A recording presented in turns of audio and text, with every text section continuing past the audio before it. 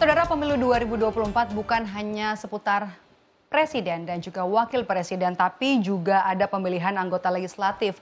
Lalu bagaimana dengan penetapan anggota Majelis Permusyawaratan atau MPR RI? Dan berikut ada ulasan dari jurnalis Kompas TV, Desi Fiftina.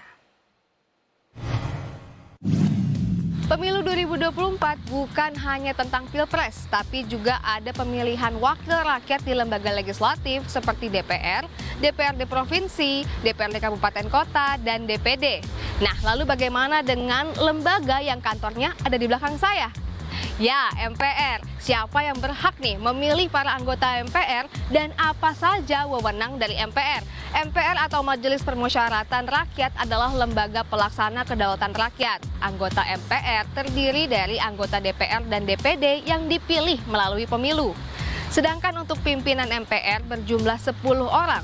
Terdiri dari 1 orang ketua dan 9 wakil ketua yang dipilih dari dan oleh anggota MPR.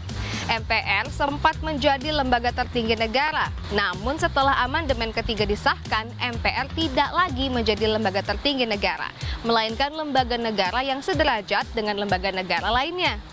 Sebelum amandemen ketiga disahkan pada tahun 2009, ada perubahan pada pasal 1 ayat 2 Undang-Undang Dasar 1945, kedaulatan rakyat sepenuhnya milik MPR. Nah, kini setelah amandemen ketiga disahkan, kedaulatan berada di tangan rakyat dan dilaksanakan menurut Undang-Undang Dasar. Nah, lalu apa aja sih tugas dan wewenang MPR? Sebagai lembaga negara, MPR memiliki wewenang utama. Di antaranya adalah mengubah dan menetapkan Undang-Undang Dasar. Kemudian melantik presiden dan wakil presiden berdasarkan hasil pemilihan umum.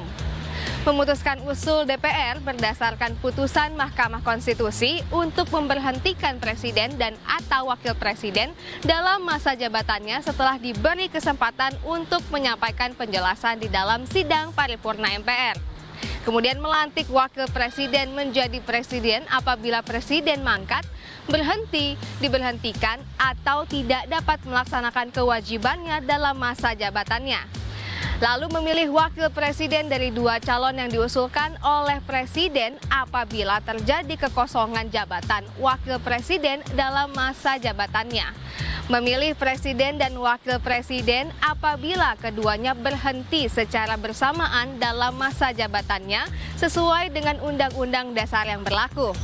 Itu dia sedikit informasi tentang Lembaga Negara Majelis Permusyawaratan Rakyat atau MPR. Jadilah masyarakat yang cerdas dengan cermat memilih siapa wakil rakyat yang layak duduk di kursi legislatif. Karena suaramu yang akan menentukan nasib bangsa ini di 5 tahun ke depan.